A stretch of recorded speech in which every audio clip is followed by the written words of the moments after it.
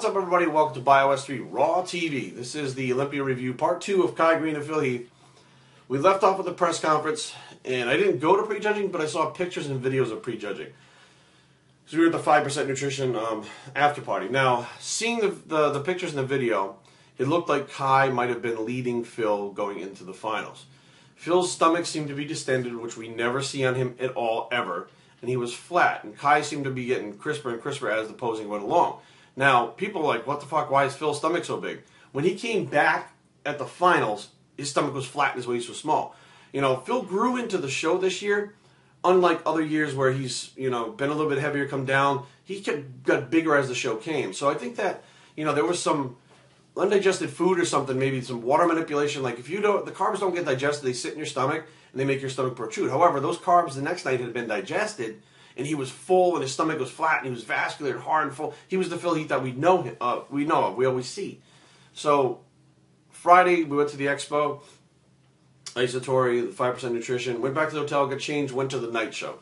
Now in person, all these guys, and I want to say flat out, there was, you know, everybody at the night show in person looked fucking great.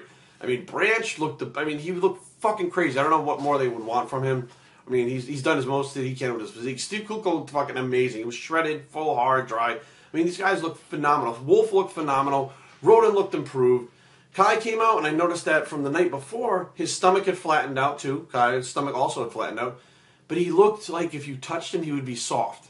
Now, some people are going to be like, Jerry, I don't want to fucking hear it. This is not open to interpretations. I was fucking there. I saw it. And there are details that Phil has in his physique. When he came out, he was rock hard, full as fuck, and three-dimensional like a fucking cartoon like you've never seen.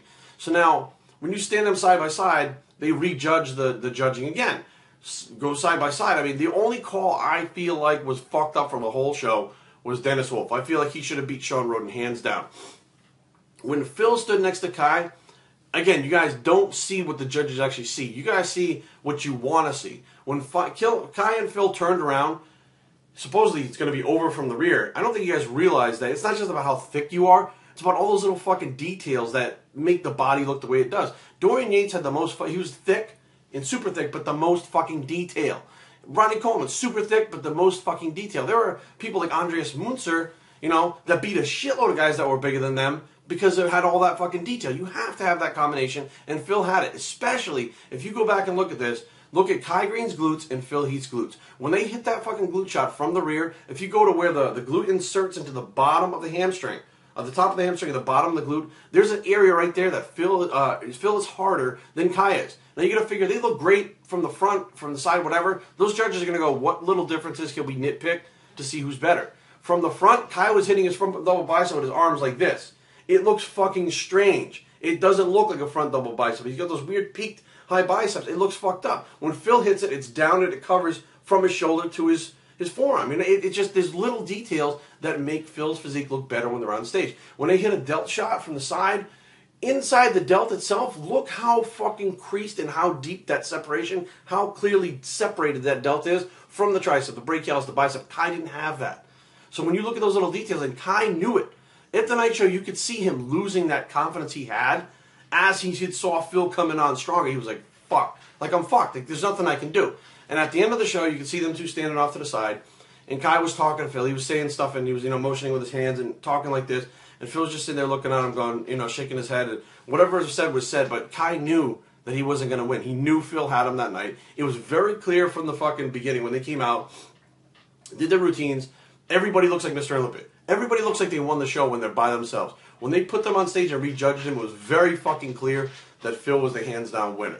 Now, going back to, hey bro, the Dennis Wolf thing. Dennis should have beaten Roden. Plain and simple. I don't know what happened there. It's, you know, it is what it is. It's not, I mean, you know, I think the only boos from the whole crowd all night were when Dennis was announced in 4th place. I mean, I mean, hey buddy. I mean, I felt bad for him. You know, I really did. I was like, he got fucked. I mean, plain and simple. I don't know what it is. I don't know what the judge's reason is. You know, who knows? The judges judge what they do, you know?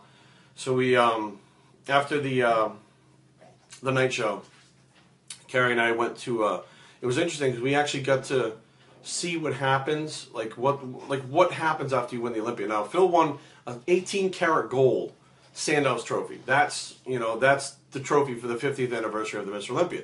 So we waited for him to get done with his stuff, and him and Matt and his wife and, you know, all the people came out, and Hobbs and all those people came out, which is his crew, by the way. And we went from the arena to the Orleans Hotel. So there's like a little back entrance that we went with him and his crew.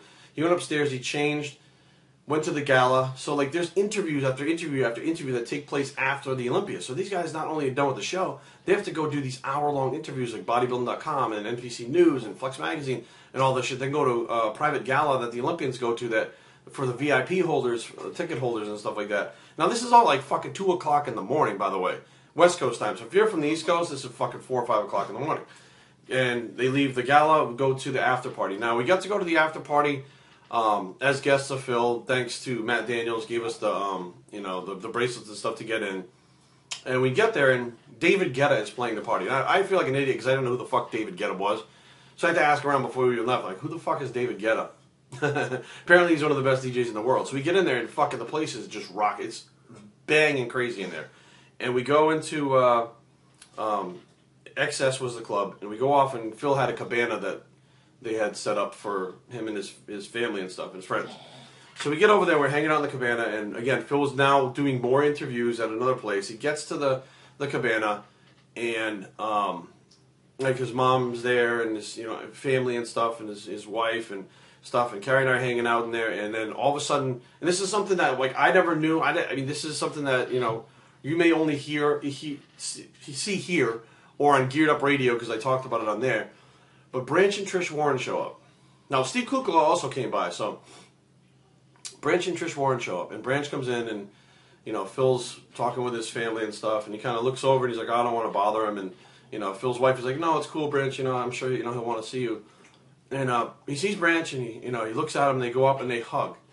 And you can tell, it's not like the, hey, buddy hug. It's you know, it's like, man, you know, good job, I'm really happy for you. And, you know, they're talking and stuff, and Branch is showing him this sign of respect that I've never seen, you know, off the stage before. You think that they're all these warriors and they battle and they don't like each other or whatever, but, you know, some of these guys have a lot of respect for each other. And Phil walked over and he poured him a, you know, I think it was like grapefruit juice or whatever the fuck it was, like drink. And they sat there for a couple minutes and talked, and Trish and Phil's wife Jenny talked, and I'm sitting there watching him, like, and the respect he was showing, you know, Phil was just, you know, you step back, and I was like, fuck, you know, I always know Branch is a good guy. I mean, he's known to be a good guy. He's not a dick. But he took the time out of his schedule to come over to Phil first before he goes on to his own after parties or whatever and show that respect like that, and that was really cool. And, you know, me and Kari both kept saying that was one of the coolest things of the whole night. You know, Kuklo came by, Jay Cutler was there, Phil's parents and stuff were there. Hobbs' wife, Candace Lewis, who placed really well at the Olympia, they were there. Hobbs is also one of Phil's managers. Frank McGrath was there. It was a really cool time overall. And we wound up rolling out of there at like fucking 4:30, 5 o'clock in the morning to go back to the hotel and crash. But, I mean, the whole weekend was a success all the way around. So many Bios3 viewers came out to, you know, just shake hands and, you know, say, hey, what's up, take pictures and stuff like that. And I appreciate all of you guys for doing that. It was amazing. It was an amazing experience from top to bottom. And, you know, we just got home today, which today's Tuesday. Took the red eye home overnight. I can just try to get a little sleep, and here I'm making these videos to get these up so you guys can see what's going on. But hands down, there's going to be some haters that are going to be pissed to say Kai won. Phil won, hands down, period. When it all was said and done, in the end, you know, Jay Cutler told me, we were actually at the expo, and Jay Cutler told me, he said, you know, everybody's better the second day. That's why they decided to start judging the second day, like doing 50% of the judging then. It used to not even be scored. But they started doing that because people were better. It gave them a chance to fight back, and it made things a little more interesting that it's not just that one day that you hit your peak. You have some people who will peak and then have to stay peaked for a couple days. Some people get the chance to come and, you know, not peak the first day, and they'll hit their peak overnight and push it and come ahead the next day. You know, so it makes it a little more interesting. But like Jay said, he said everybody's going to be better the next day. He goes, and Phil's going to be better. And when he is better, he could be 5% better, and he looks like 50% better. And that's exactly what happened. You know, Phil digested whatever food it was, whatever water he needed to take in, whatever the situation was to get that full, round, hard 3D look. And in the end, it was Phil standing there victorious. And some of you guys, like I said, are going to be pissed. Like, Kai this, Kai that. Kai had the chance to fucking slam the door in Phil's face. He had the chance. He did not improve like Phil improved from Friday to Saturday. He didn't take him when it came in the final comparisons. He didn't take him in pretty much any pose. There was a little detail here and there. He was bigger than Phil, but I think he was too concerned with being 40 pounds heavier and bragging about being 40 pounds heavier than Phil to bring in the details that he really needed to do. And that's the judges have sent him that message time and time again. We don't fucking care how big you are. You're big enough. We want those details. A Mr. Olympia is going to have those fucking details. There hasn't been a Mr. Olympia in fucking history. Think about it. Dorian Yates, fucking Jake Cutler, Ronnie Coleman, fucking Arnold Schwarzenegger, that hasn't had better detail than the other guys. So what the fuck? So you just don't do it, try to be Mr. fucking Mass Guy, get second again and be pissed. I mean, you're banging your head against the wall. The solution, I think, for Kai to finally win the Olympia, he has to come down 25 pounds. He has to get so tight and so gnarly fucking hard and not worry about being so big that when he does that, he loses that overall impressiveness from that size and fullness, and then he can't take him that way. So he's trying to do it with the size. It's not working. It's been year after year after year. It's not working. The other guys you may be able to take, like Dennis Wolf, Sean Roden, all these other, you may be able to beat them that way. But Phil has that combination, unlike all those guys, that you're not going to be able to beat unless you're fucking super shredded. So that was our weekend. It was a great time. I can't wait for next year, to be honest with you. This is the gift official hat from XS. So I guess the club had a bunch of hats and shirts and tank tops and stuff made to give us while we were there, which is very cool. Very, very cool stuff. Again, can't wait till next year. So we will... see what happens as the year unfolds. Kai Green says that he's looking forward to trying to do it again next year and take it home.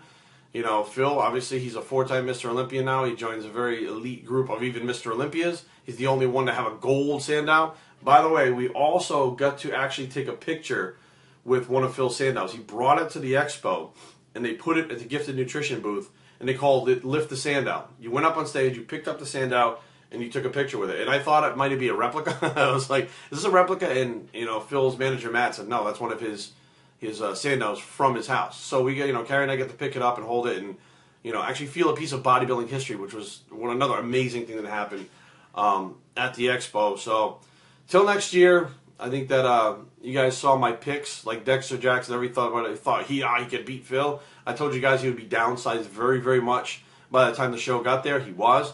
Everybody said Big Ramy, and again, I told you, this was the best Big Ramy we've ever seen. He was vascular from the front, and he never has vascularity. He was vascular from the front. However, you could see still he didn't have the fine details that he needed to get. I think that most of my calls were right on as far as where people would place, and people get butthurt because they have their favorites, but the bottom line is, I'm not looking at this with any favorites. I'm looking at this from a judge's standpoint as to how they would judge the show. Not just, I like this guy, he's the best. All these bodybuilders have weaknesses. And whoever has the least amount of weaknesses on that day is going to win.